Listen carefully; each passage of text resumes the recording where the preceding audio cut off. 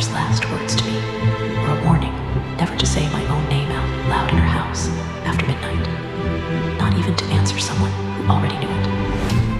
I didn't understand what she meant until years later, when I inherited that same house, and on the fourth night alone inside it, heard my own voice calling me from an empty hallway. My name is Mara Voss. My parents died in a car accident when I was 7 years old, and my grandmother Edith raised me for 4 years afterward, until my Aunt Ruth took over and moved me 3 states away.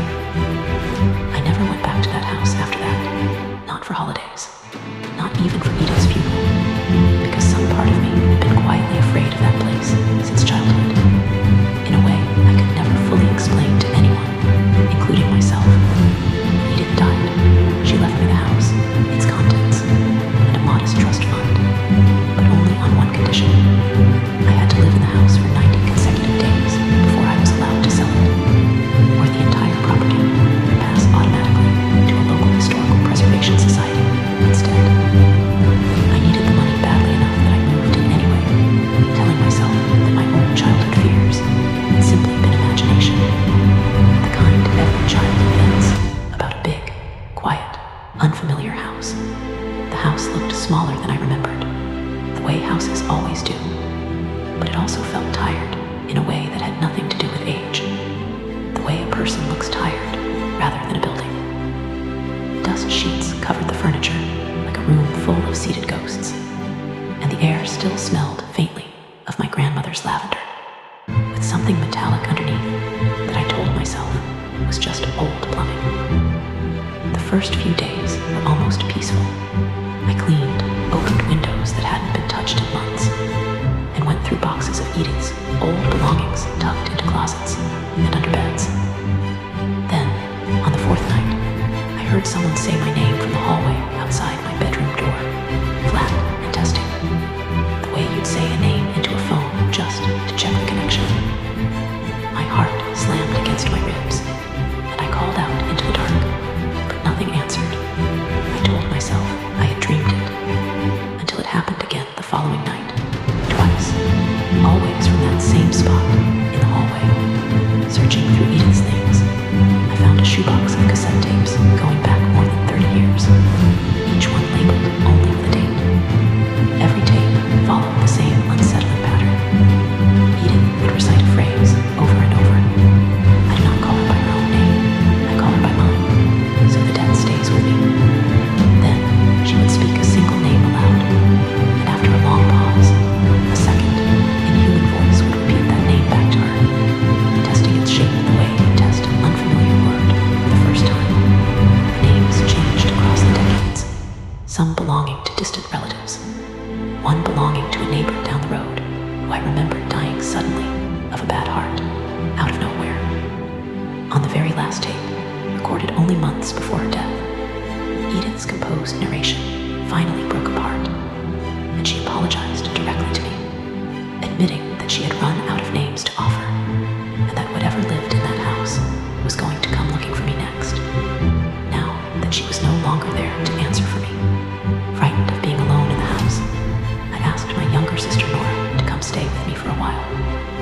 She arrived within a few days, carrying 2 suitcases, and the specific, brittle cheerfulness of someone who had recently lost both an apartment and a relationship, and didn't want to talk about either. She's always been the sister people worry about instead of trust, not because she's fragile, but because she has a talent for landing in situations that require rescue. When I told her everything I'd heard and found, she listened with a stillness I mistook at the time for simple disbelief. And she grew quieter over the following days, in a way I didn't think to question. Things felt almost normal between us, until I called our Aunt Ruth, the only living relative who might actually know something real instead of half-remembered family rumor. Ruth confirmed that something ancient was tied to that house, something that never actually hunted anyone, but instead waited patiently to be offered a name.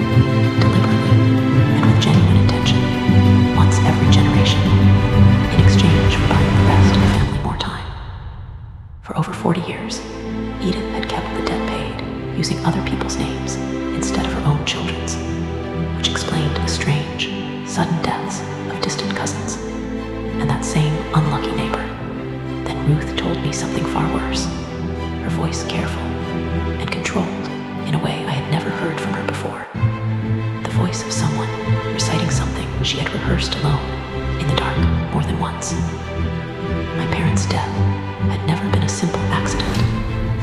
The year I turned 7, Edith had been unable to bring herself to offer another name in time, and the family's debt had gone unpaid too long. My mother, who had grown up in that very house and understood exactly what that meant, went to the house alone one night without telling my father and offered herself deliberately in order to buy safety for both her husband and her infant daughter. Days later, my parents died together on a road that had never given either of them trouble before, in whether half the county drove through safely that same night.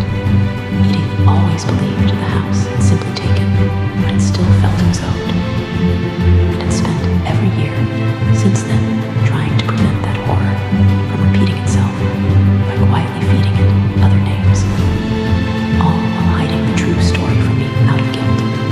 She could never bring herself to voice aloud while she was alive.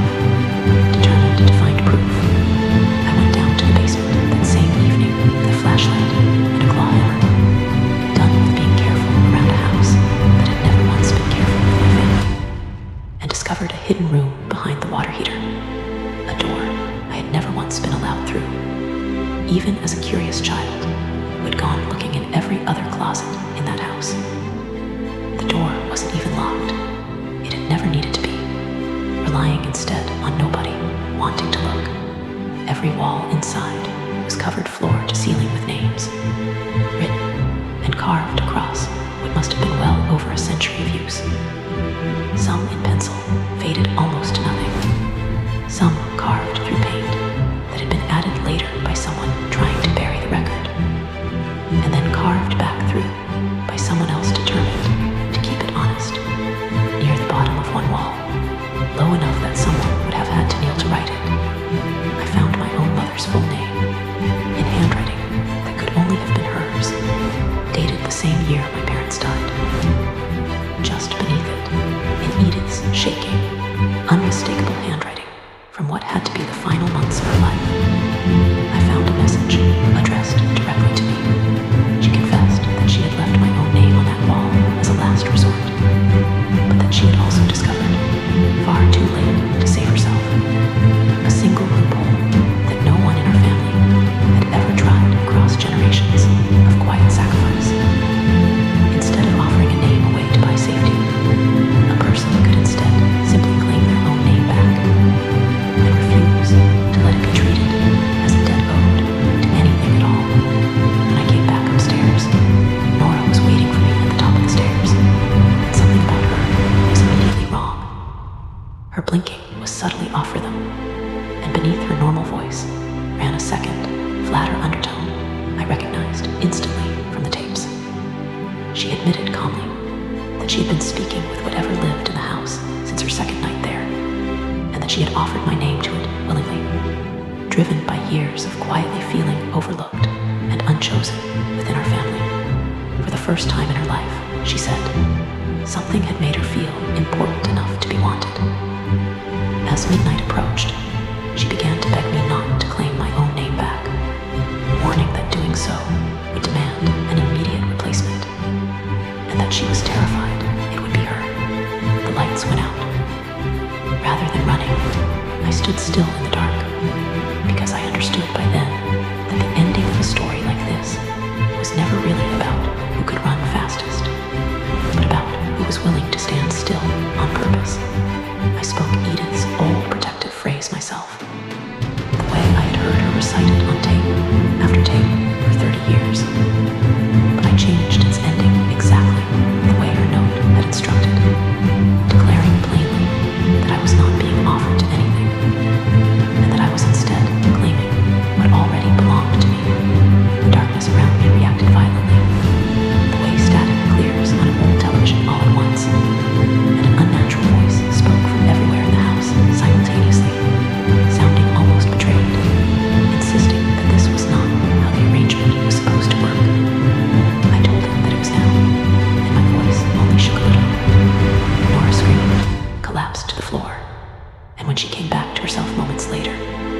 no memory at all of the final minutes, only confusion and a raw, aching throat. Behind us, the basement door, which I knew for certain I had left standing open, swung quietly shut on its own. We left the house together that same night. I signed the property over to the Historical Preservation Society within the month, abandoning the trust fund and the 90-day condition entirely, telling myself that refusing to trade anyone else away had finally closed the account for good. Weeks later, the society sent me a courtesy letter, the kind you send a former owner out of politeness rather than necessity, about cataloging the estate for a small local history exhibit, along with a photocopy of an old property deed they had found sealed inside that same hidden room, dated nearly 140 years before Edith herself had even been born. A handwritten note in the margin referenced a long-standing debt owed to someone named Kareem, confirming a suspicion I had already begun to form on my own. Kareem had never simply been my grandmother's sister, lost young to a childhood fever, the way the family story had always claimed. Kareem was a name the entity itself had once used in its dealings, and it had apparently been making similar arrangements with families across that valley for well over a century before any of us were ever born to fear it. I still haven't told Nora the full truth about our mother's sacrifice, and I honestly don't know whether I ever will. She carries enough nightmares of her own from the parts of that night she does remember, without also carrying the parts she doesn't. What I have come to believe, after everything that happened, is that every woman in my family before me made the exact same quiet mistake, generation after generation. They assumed the only way to buy safety was to give something away, and not one of them, across more than 100 years of names carved into that wall, ever tried the simpler, harder option of refusing to let a name be treated as a debt in the first place.